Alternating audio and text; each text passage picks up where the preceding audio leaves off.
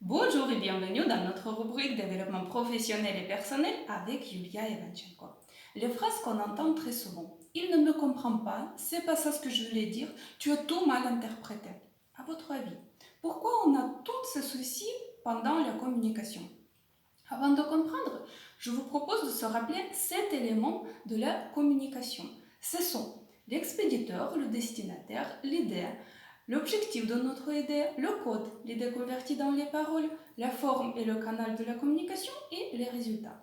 Maintenant, mettons ensemble tout ça pour voir 5 étapes de la communication. Commençons par le premier.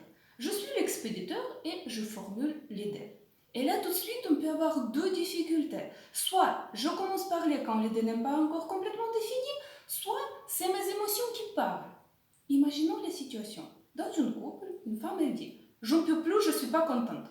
Là, vous voyez très bien que c'était des émotions qui ont parlé parce que ni l'idée ni l'objectif n'ont pas été clairement définis. Imaginons les situations parfaites quand l'idée est complètement définie à 100%. Et là, on passe à l'étape numéro 2, quand il faut encoder notre idée. Ça veut dire qu'il faut le convertir dans les paroles et pour ça, on a besoin bien choisir les mots, retrouver des exemples et des expressions. Pour ça, on a besoin de la richesse de notre vocabulaire et aussi de comprendre le profil de notre interlocuteur, qui peut être soit visuel, soit auditif, soit kinesthétique. C'est-à-dire que les visuels vont comprendre tout ce qu'ils voient, tandis que l'auditif va retenir tout ce qu'il entend, en même temps que le kinesthétique va s'appuyer sur trois sens, les touches, les mouvements, le goût et l'odorat.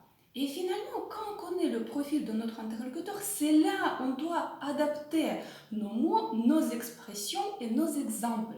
Parce que sinon, on risque de rater entre 3 et 10% de notre communication, c'est-à-dire de notre idée. Maintenant, quand on a l'idée bien prête, quand on l'a encodée, on a besoin de faire quoi?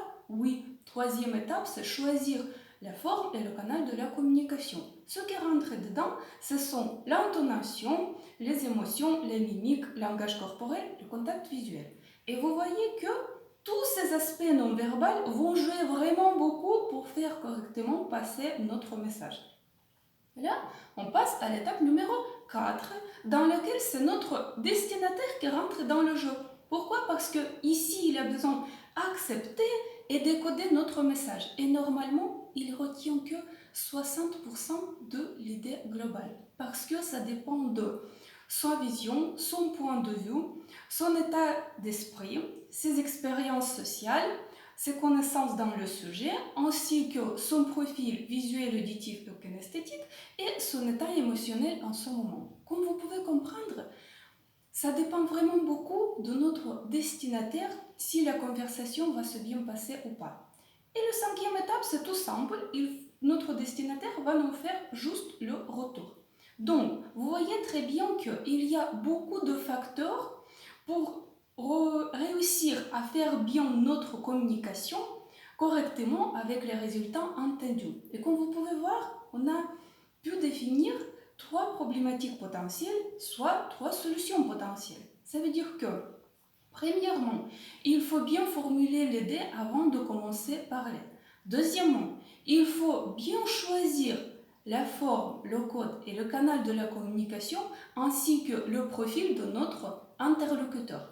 Et après, le troisième point, malheureusement, ça ne dépend pas de nous parce que c'est la perception de notre interlocuteur. Et finalement, je reviens vers trois phrases au début. Il ne me comprend pas, c'est pas ça ce que je voulais dire, tu as tout mal interprété.